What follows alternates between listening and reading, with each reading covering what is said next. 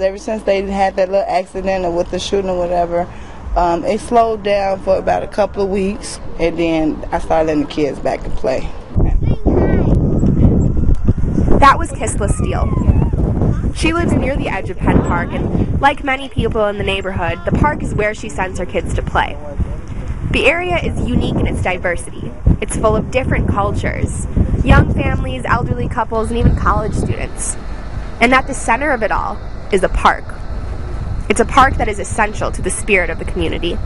Penn Park has been a park that's been an important part of the South Madison community for literally decades. It's used to host softball even at one point in time back in the early 80s. It served as the home for the Southside Raiders football organization. But occasionally, the spirit of Penn Park has been under fire. Boom, see the gun smoke? Boom, boom.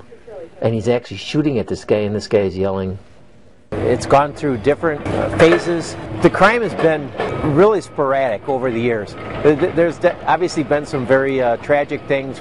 It seems like every year we get something that happens, usually in the spring. Last year was in early May. We had a shooting incident over there that our cameras captured.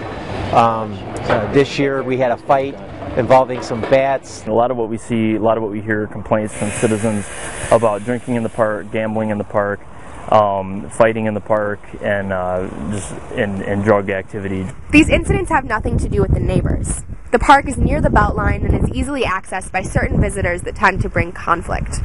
When we're dealing with illegal behaviors, it's people that aren't from around here. They don't live around here, so they just bring bad vibes around our kids. The magnet for these visitors acts like a giant criminal fortress. It's the Penn Park Pavilion. The community kind of refers to it as the bomb shelter, and you go in there and it kind of has that feel to it. It's very hard to see in there. It's real dark, kind of ominous, and a lot of the activity that we see, a lot of the problems that we see happen over in that area. You can't see in. Our sight lines are blocked. It's dark. It's hard to figure out what's going on up in there. People who want to do illegal things know that as well. Imagine being a citizen coming up here and wanting to make use of the park, but you got people doing illegal things kind of hiding in corners. That's intimidating. Generally coming up here on a nice sunny day or whatever, my senses are a little heightened just because I know that I'm not going to see what's going on entirely until I get up on the shelter. It becomes a safety issue for us. Penn Park is special, and we need to do what we can to try to get some resources focused on that shelter specifically and start upgrading that. Due to police and community efforts, the spirit of the park is resurfacing. We've had the cameras installed, very nice cameras. They're like high definition. They zoom in. We can control the cameras so we can look at what we want to see.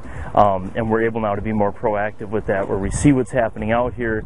They're not realizing that we see that, and then we can come in and take enforcement action. Bigger than that, though, is kind of what we were talking about before. The kind of embracing of the park by the community, and not just the community, but people who are pouring resources into the community. We've partnered with YMCA of Dane County, and they're going to have like Zumba classes, senior stretch classes for some of the Quaker housing folks, and like a boot camp kind of fitness thing where they're trying to use Penn Park, and in particular the shelter, as a positive place to do positive, legitimate things, and that's huge for us. South Madison Promise Zone has talked about having their community nights here.